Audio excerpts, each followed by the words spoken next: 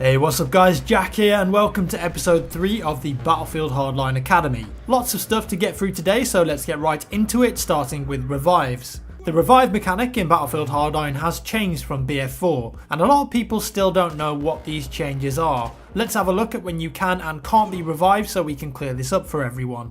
Starting with the obvious, you can be revived if you're shot in the chest, arms or legs, but if you're revived and then die again afterwards, you will not be able to be revived again until you respawn.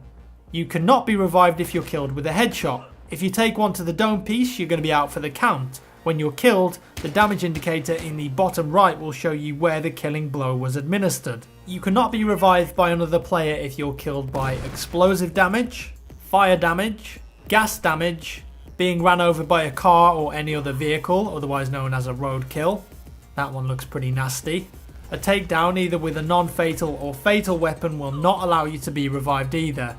And this includes being hit with a taser.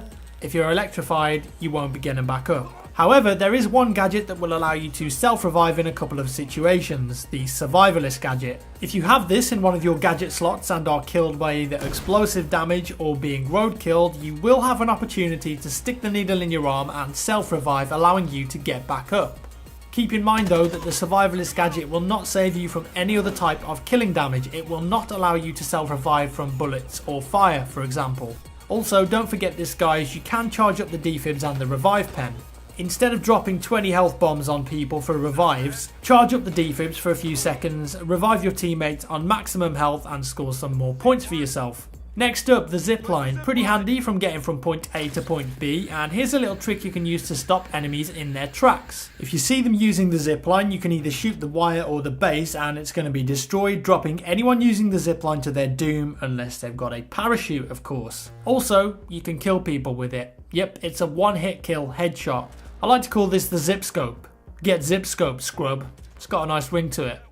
And check this out too, a dude called Triggy discovered that you can actually send C4 breaching charges down the zipline.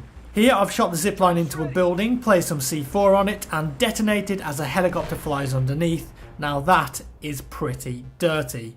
Next up, the tracer dart. Not many people are using this gadget yet, but it's actually bloody amazing. If you fire it at an enemy player or vehicle, it's going to mark them in red for all of your teammates to see. And guess what? When a player is marked, you can actually lock onto them with an RPG. Doesn't really make much sense, but there's no escaping that rocket. Works on vehicles too, making RPG shots on helicopters an absolute walk in the park. Try it out for yourselves. Coordinating with a teammate who's got a tracer dart can really turn the tide of battle in your favour. The final tip for this week is a cheeky bit of Levolution on the Grow House map. And this is a great tactic to use on the heist game mode. If you're a criminal and struggling to get into the vault using the normal entry points, you can actually use the massive red fuel container at the back of the map here to your advantage.